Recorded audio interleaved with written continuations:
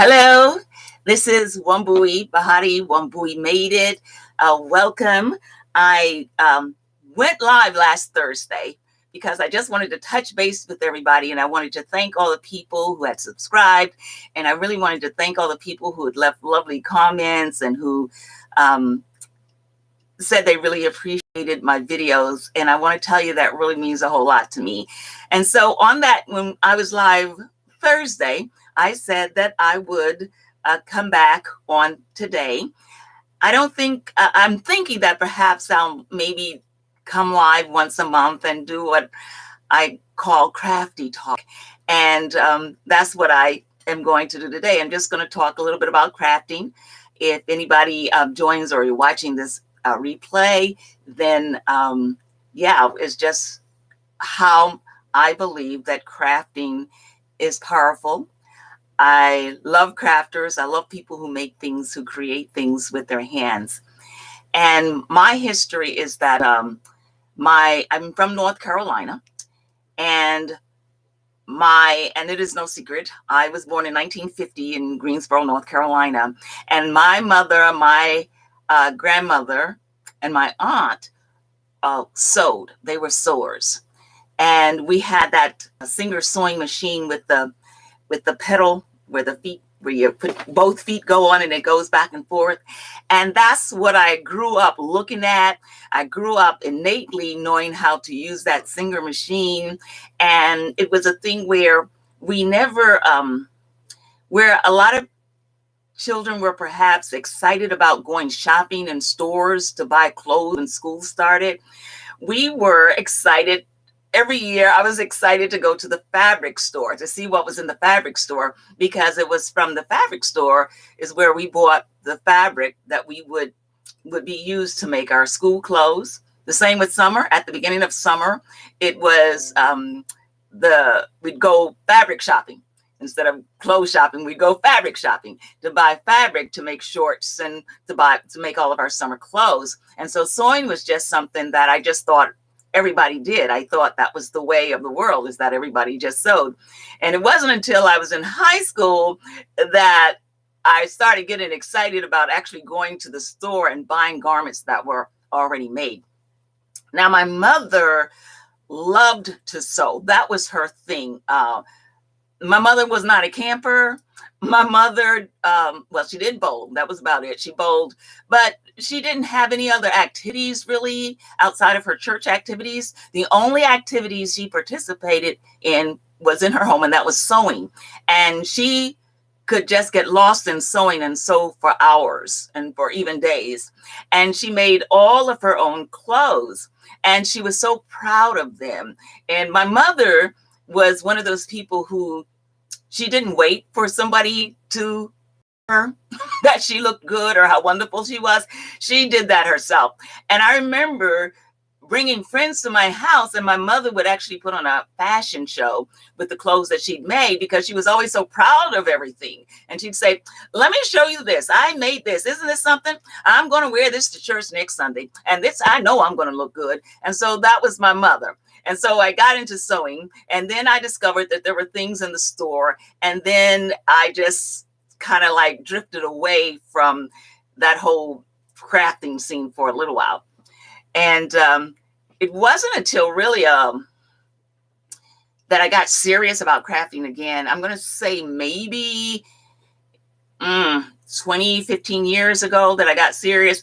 One of the things that really made me want to start sewing again was that when I went to the store to get pants, the pants, it was, I don't know if it's still like that, because now I just buy elastic pants, but the pants they would come below the waistline, and the zippers were real short in the front. And I guess they were a form of what used to be called hip huggers or something like that, but the pants just hung really low. And so, and I didn't care for those pants. And it seemed like every single store was selling the same type of pants, where the pants fit real low below the waist. And I didn't like that. I wanted some pants on my waist. In fact, I wanted elastic in my pants, and I wanted them on my waist. And so that's when I started getting interested in sewing again. It became a matter of, well, I can't find what I want. in the stores. So I'm just going to make what I want. And so I actually invested in a new sewing machine, and I bought everything I needed to make me some pants when I got sidetracked into quilting. And I think maybe I made one pair of pants, and then I went off into quilting. And then I just kept going on offshoots of different things. I really loved quilting. I have suitcases right now full of quilt tops that have not been quilted, but I love the quilting. And then it seemed like I got interested, I don't know if it was card making, got interested in card making and stamping, and really loved that. Now, all of these things that I was doing, it wasn't just that I was doing them fly by night. I really, at that moment, really loved them, at the same way that I got eventually into loom knitting. In fact, last Thursday I was talking about these crafting kicks you get on sometimes. And so I did the quilting, I did the card making, I did other paper crafts. Let's see. Oh, I know, when my kids were little, I went to a millinery class on how to make hats. And it wasn't about decorating the hats, it was making the hats from scratch. And oh my God, I couldn't stop making hats. I lived to make hats. Every little pearl I'd find, anything I'd find on the sidewalk, anything in the park, it was an excuse to go make a hat so that I could use that feather or use that rock or use that stone in a hat. And I became known at that time in my neighborhood as the Hat Lady. And I did get a feature at one point. This was just before what year are we talking about? I did get a feature in Essence Magazine. Hi, Evelyn. How you doing? Welcome. So I'm just talking about my crafting journey here. And so I did get, I started making hats, and I did get a feature in Essence Magazine for one of the hats that I made. And people were ordering the hats, and I was not prepared to make hats on a big scale like that. So I was not able to, you're welcome, Evelyn. And I was not able to keep it up. So I wasn't able to make the hats. I wasn't able to get the materials at the right place. I wasn't expecting anybody to want to order those hats. And so I wasn't prepared to make the hats. But I loved making hats. And then, like I said, eventually I got into the quilting. And then after the loom knitting phase, then I started making pouches and purses.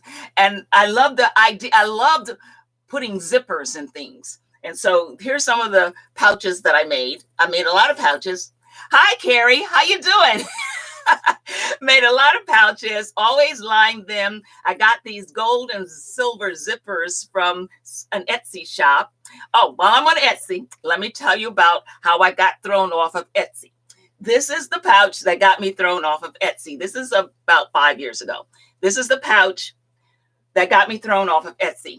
Well, there's a store here in New York. There may be a few, but there was one store that sold quilting fabric. And one of the fabrics that they sold was the map of the New York City subway. And so I used to buy the fabric, and I started making pouches. And when I had my Etsy shop, this is one of the pouches that I had on my shop. And then all of a sudden, Etsy sent me a notice that they were flagging my shop, that they might have to shut down my shop. And I didn't know why. And you know how it is when these platforms decide to put a strike against you, how hard it is to get in touch with somebody to say, why are you doing that? Well, then a few weeks later, I received from the lawyers of the Metropolitan Transit Association, that's the New York subway people and the bus people, that I had infringed on their subway map copyright. Can you believe that? I had infringed on their copyright. Now, this is how come ignorance is not bliss. Ignorance is not bliss because, see, I really thought that as long as I made something out of the fabric, that I wasn't infringing upon the copyright. I thought that's what the fabric was for. I thought if I bought the fabric and then sewed the fabric, then that would be bad. But they said that I can't, this pattern was theirs, which is very strange too, because I live in New York City. It's the New York City subway map. Hello. Anyway, I always thought it belonged to the people, but okay. So they were going to sue me if I didn't pull my pouch. So I pulled my pouch, but it still didn't satisfy Etsy. They shut down my shop, and I could not get to anyone to say, hey, wait, I took it off. I don't sell it anymore. So that was the end of my Etsy career. And, but one thing I learned though, it was every experience. I think both of you, Carrie and Evelyn, can attest to this. Every experience is a learning experience. And so after that, I said, oh my goodness, well, anybody might be able to do that. If I buy some fabric, anybody could say, oh, that's my fabric. You can't sell that. Especially, we know that when someone starts making a lot of money off something, word. Yeah. You know, when somebody starts making a lot of money off of something, people come out of the woodwork. And so I was now scared to use anybody's fabric. But here's what I found out. I found out that it is possible to design your own fabric. And there's a company in North Carolina called, I want to say Spoon Flowers, where you can make a design on the computer, draw a picture, whatever you want to do, just make some dots and you send it off to them. And then you order the fabric by the yard of the design that you have created. And then you can make things out of that. I mentioned Spoon Flower. There are others now, but that's a place where you can go and get your own, make your own make your own fabric so that you don't have to worry about somebody saying that, suing you for copyright infringement. Okay, so these are just some of the little pouches that I made at that time. And this one right here, because I see one of the people on here is from North Carolina. It says, this may be backwards. Yeah, it's showing backwards, but it says, thankful for my North Carolina roots. And these right here were absolutely, now this is an example of making your own fabric, whereas I purchased the, what do you call it? The artwork. When I bought this fabric, it was absolutely plain. It was just white satin. And what I was able to do is I have a sublimation printer. I printed this artwork that I had purchased, and then I was able to press it onto the satin and make my fabric that way. So, okay, so much for the pouches. Okay, so I was also wanted to talk a little bit about the loom, go back to the loom knitting. And I wanted to show this thing right here. This is for actually loom knitting blankets, shawls, throws, anything that's really big. And it is a way to loom knit on this, this loom and make something that's really large. And I just got caught on it. I'm caught really large. Okay. And I also wanted to introduce this, which I bought on HSN. Holy moly, she says. Bought this on HSN. And it's like, I can't see, it's like a Lazy Susan thing, goes like that. And it comes with these picks, which are like double, like the picks. I don't know, instead of the one pick like you use like this, it has two picks on each thing. And you use this to make, it's called a double knit loom. And I haven't had time to figure out how to use this, but you're supposedly whatever you make on this, it has double layers. Okay. It has double layers, and you're supposed to be able to just like, instead of you moving the loom, you just like, you just kind of like go like that as you go around and it goes by itself. Okay. So I'm going to play with this at some point and let everybody know what happened with that. Now, I just want to talk one moment about my HSN addiction to Craft Day. And I don't know if anybody else has been addicted to Craft Day at HSN, but HSN, and I don't even have a television. But HSN, every few months we'll have a craft day. And they really get you in there because if you're a crafter, they're offering some of everything. And they're offering stuff that you want, stuff that you don't want, stuff that you never heard of, stuff that you don't know what to do with, like this. I got this from HSN Crafty. But let me tell you, it was on sale. And it was, I think it was, I don't know, but they broke it up into 6 easy payments. So I couldn't resist. Sometimes they'll have something on craft day and you're not even sure you want it, but they'll say, well, it's on sale today for $12 and you have 6 months to pay it off. So it's you can take this home for $2 today. And so, and so I said, well, I didn't think I needed that, but for $2, okay, I'll take it. And so then you get this huge box from HSN with all this stuff that you didn't even know you wanted. But when you look at it, you say, one day I'm going to use this. One day I'm going to use this. Well, anyway, I just wanted to come on and say hello to everybody. I'm probably going to do this once a month because I don't want, my mother used to say, don't wear your welcome out. So I don't want to wear my welcome out, but I just wanted to express how happy I am that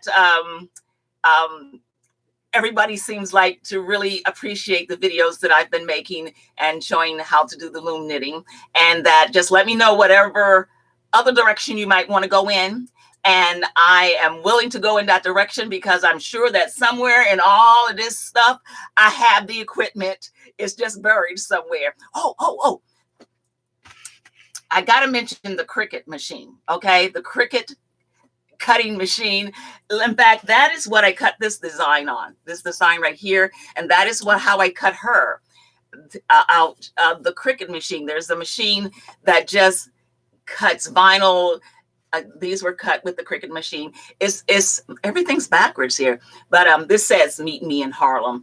But there's this machine that is just so amazing. The things that it can cut chipboard, it can cut plastic, it can cut, of course, paper, thick paper, vinyl, and it's just an amazing machine. And you can design you can design anything. You can design literally anything, and this machine will cut it out for you. Okay. Anyway, I had to get that in there. Okay. So I think I'm going to wrap it up for today, and I'm going to go and I'll have another craft talk. I think the crafty talks. Oh, it looks fine to you. Oh, okay. That's good to know. Okay. So it says meet me in Harlem. Okay. All right. Well, I'm going to go, and it's been a treat, and I love all of you. I think I see Virginia in the house. No, I see Georgia, Evelyn, Georgia, and I see North Carolina. Okay, I'm going to wrap it up. I've had a lot of fun. Okay, so peace now. I love you all. Bye-bye. Okay, how do we? Okay, here we go. I'm going to go. Love you.